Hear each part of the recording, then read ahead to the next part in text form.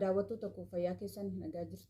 Nageenyi Rabbii bakka jirtan isiniif haa baay'atu. Hunda keessaniifuu ayi nagaaf galata Rabbii naa galatoomuu isiniin jedha.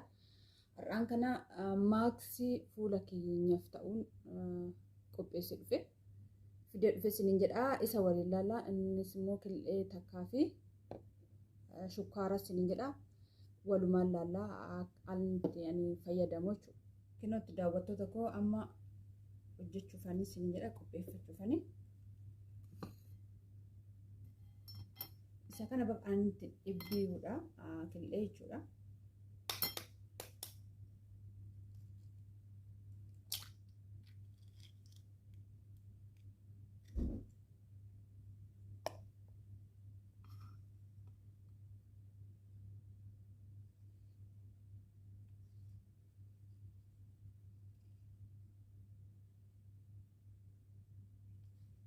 Adii isa bichaan barbaada.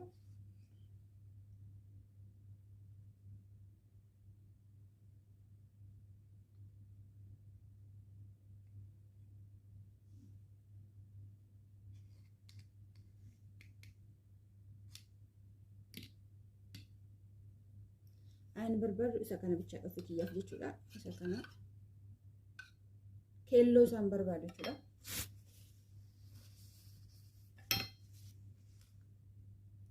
Isa taansi immoo shukkaara nutti dabala.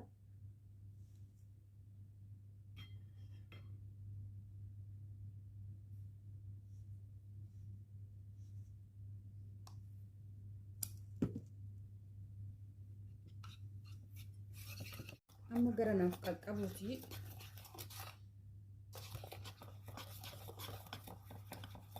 Waliin makadheera.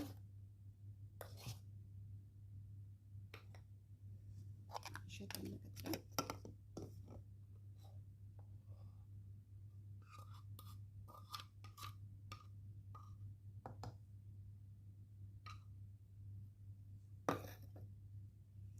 Isaan hojjedhe kana har'umaafan itti fayyadama malee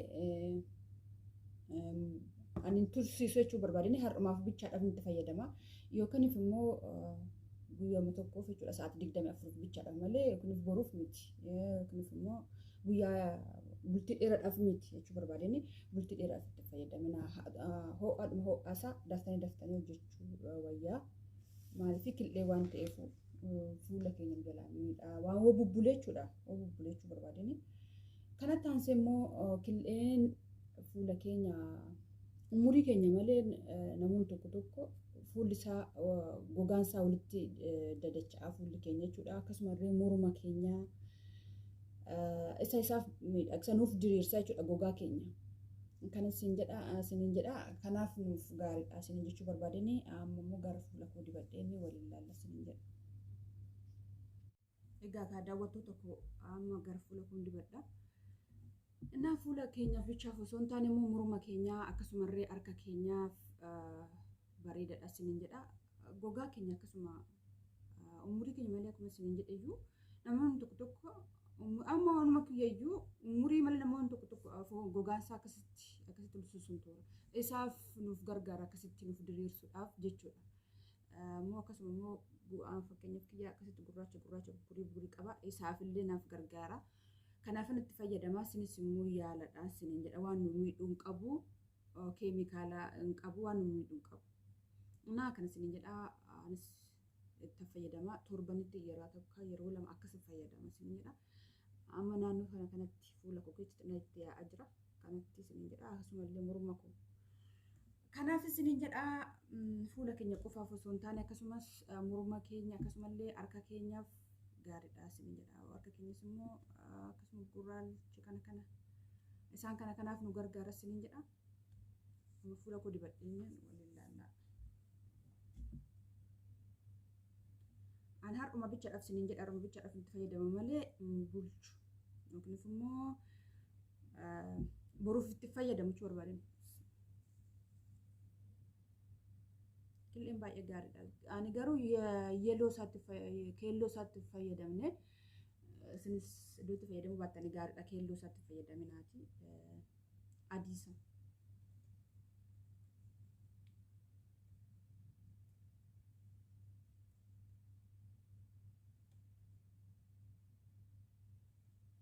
kireemirra wantoota manatti fayyadamni bareeda.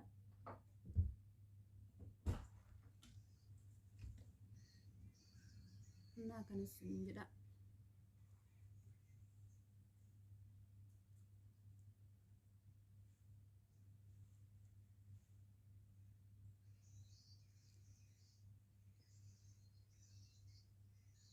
Kanaaf nu gargaaraas hin jedha daawwattu.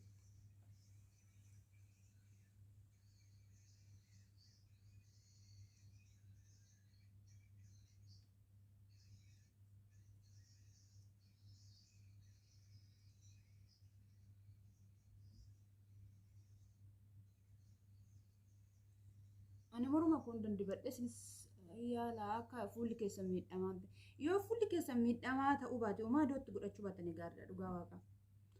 Dhugaan sinin jedha fuulli keessa numaa qabaachuu baay'ee taanaan yookiin immoo iskiin isaa miidhagaadha ta'e taanaan kireemiiwwan garaagaraa yookiin immoo fasaashiiwwan garaagaraa bittanii iddootti fayyadamuu baatan dhugaan sinin jedha. Maaliif fuula keenya irra jiran nutti fida waan ta'eef waan mantaane iddoo fayyadamuu baatan fuulli keessa miidhagaa ta'e iskiin isaa bareedaa ta'e taanaan gonkumaa itti fayyadamina dhugaa waaqa sinitti hima. Maaliif fayyadamnuuf waan fuulli keenya jala badeef malee bareedinaan rabbi nu ga'a maalidhaan kanas sinin jedha daawwattu tokko.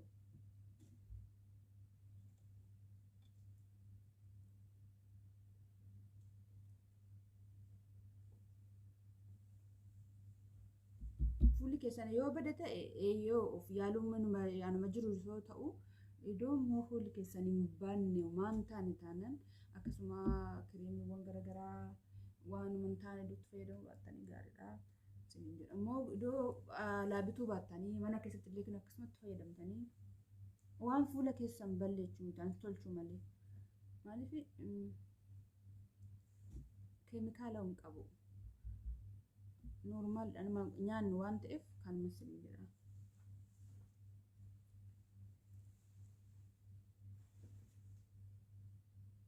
Hanga morma kottan dibadhanii morma koo hunda akka wallaa ga'utti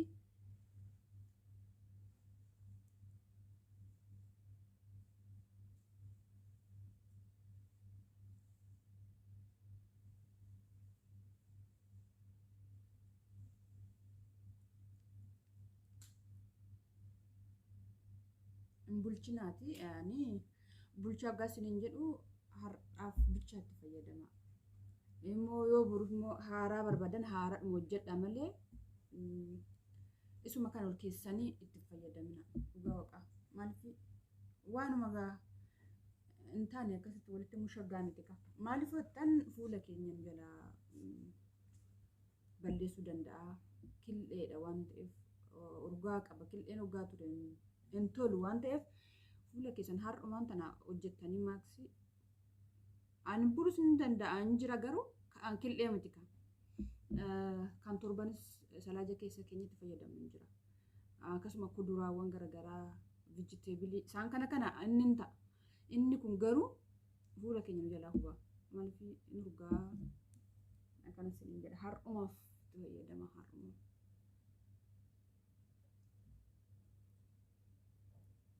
Dhugaa isinitti fuula keenya akkatti nu bareechuu yaalaa dhugaa waaqa.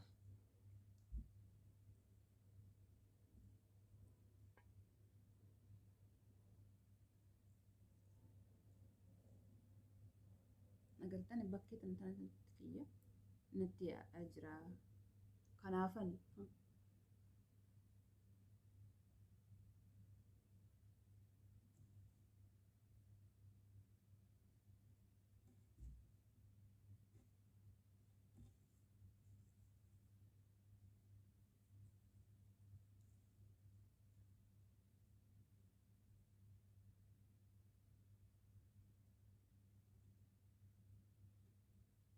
ogaa dibatanii immoo sirriitti isaa masaajii godha akkasitti waliin gaatee fuula keessa dibuu bichaa osoo hin taane masaajii sin barbaachisa waan ta'eef akkasitti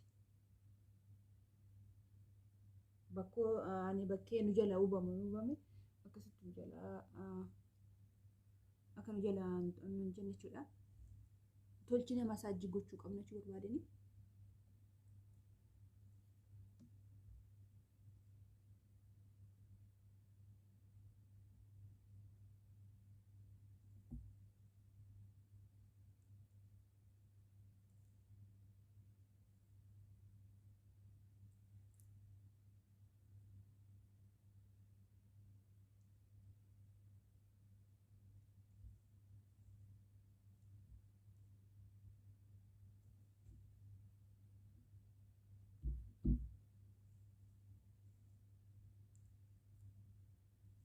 koo hundumayyuu waliin gadhee dibadhee kanis bishaan las isaatiin xiqqoo shufura tursiisitaniin akka sa'aatti akka yeroo qabdanitti galgala doo ta'e bareedadha.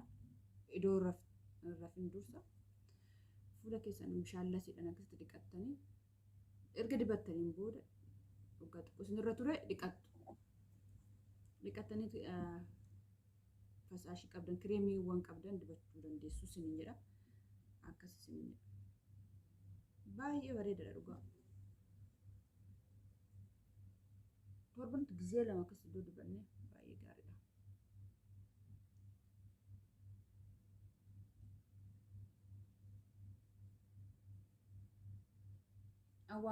Amma waan qibaatii qabu kunis immoo ooyilii qabu fakkaatu hin qabu garuu ooyilii homaatti hin goonanii killeedhumaa fi shukkaara bichaadha.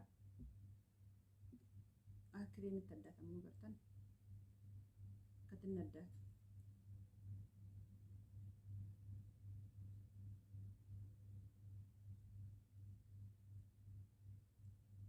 Akkasitti amma tokkoof yaalle malee keessattuu kushiinaa ogaa hojjettanii seeruma kushiinaa bichaa osoo hin taane immoo hallumti qilleensumti isaayyuu nutti hin tolu waan ta'eef fuula keenya immoo of eeggannoo guddaa goonuu fi gaariidha. Qaamuma keenya hundaaf iyyuu bakkuma amaadhaaf kenninu hin qabnu garuu irra caalaa immoo fuula keenya jechaaf malee qaamuma keenya hunda yoo akka keenya hunda akkasii dibanni bareedadha.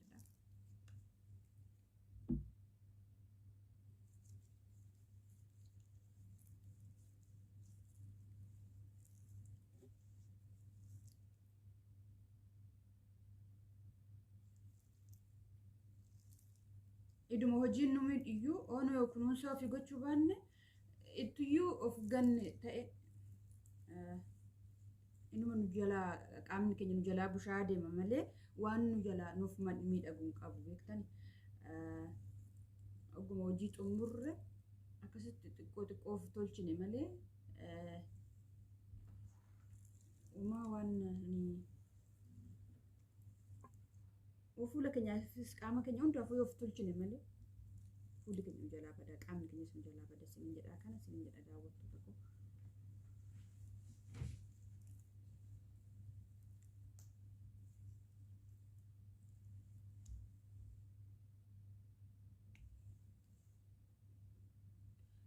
Maqaan hundayyuu dibannee waan hin qabu. Kan isiniin jedha viidiyoo koo yoo jaalattan laayik naaf godhaadha. Subscribe naaf godhaadha, like naaf godhaadha. Hoggaa laaltan jechuudha. Yommuu isin barsiise ta'e yommuu irraa barattan ta'e share naaf godhaa isiniin jedha. Fayyaa keessan naa ta'aadha. Bye bye.